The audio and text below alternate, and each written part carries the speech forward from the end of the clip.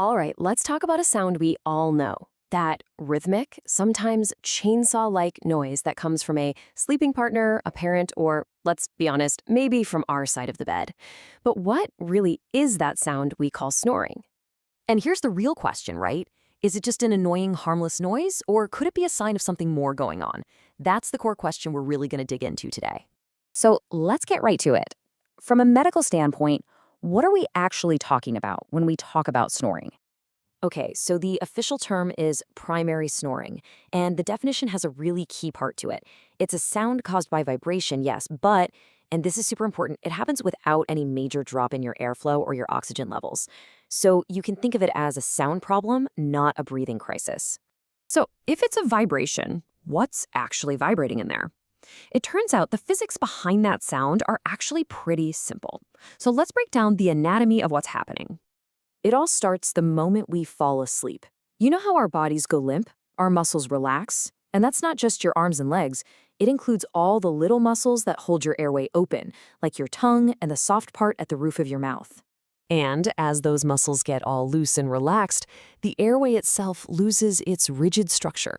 It gets, well, floppier, softer. It's kind of like the difference between a hard plastic pipe and a soft, collapsible rubber hose.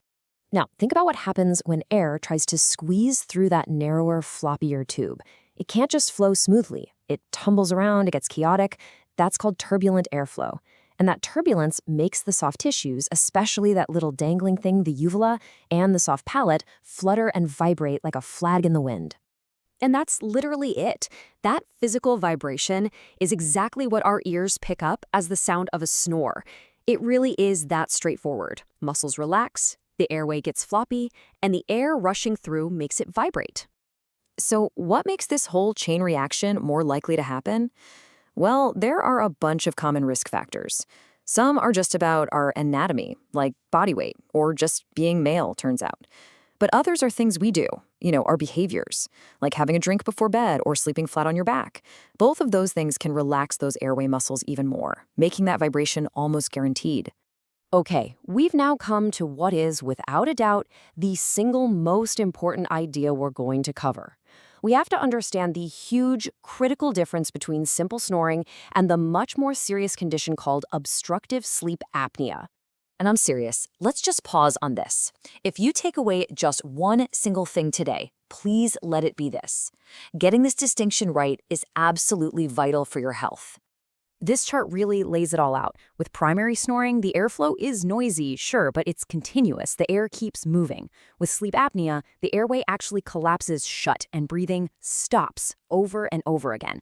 When that happens, oxygen levels can plummet, and your brain basically shocks itself awake for a split second to force a breath. This just destroys your sleep quality. And that leads to the biggest red flag for apnea, being incredibly tired during the day, which is something you don't usually see with just simple snoring. So if you or your partner are dealing with loud snoring and you're thinking, I'm not sure which of those it is, what do? Let's talk about the path from figuring it out to actually finding some solutions. The process is usually pretty clear. It'll start with a chat with a doctor. You'll go over the snoring history, how sleepy you are during the day, and all those risk factors. And if there's any reason to suspect it might be sleep apnea, the gold standard is a sleep study. That's an overnight test that actually measures your breathing, your oxygen, your brain activity, the whole shebang to get a definite answer. Now, for people who find out it is just primary snoring, the really good news is that the first-line treatments are often simple lifestyle changes. We're talking about things like managing your weight, skipping that nightcap right before bed, and positional therapy, which is just a fancy name for training yourself to sleep on your side instead of your back. These can make a huge difference. For some people, something a little more specialized might be the answer, like an oral appliance. The easiest way to think of this is like a super specialized mouth guard, one that's custom-made by a dentist. What it does is pretty ingenious. It just gently shifts your lower jaw forward a tiny bit as you sleep. That pulls the tongue forward, opening up that space in the back of your throat, which means the airway is way less likely to get floppy and vibrate. So after all of this, I want to leave you with a totally different way of thinking about snoring. I want you to stop thinking of it as just a nuisance and start thinking of it as a piece of information, a signal from your body. And here is the absolute key takeaway. That sound, that vibration, is a direct physical sign of resistance in your airway. It means the path for air is getting partially closed off, and your body is having to work harder just to breathe while you're asleep. So even if it's not apnea, that sound is a signal that your airway is a bit unstable. And that brings us to our final and maybe most important thought. While primary snoring itself is usually benign, the sound should never just be ignored or brushed off. It's a direct signal from your body about the health of your airway. So the question to ask isn't just, how do I make the noise stop?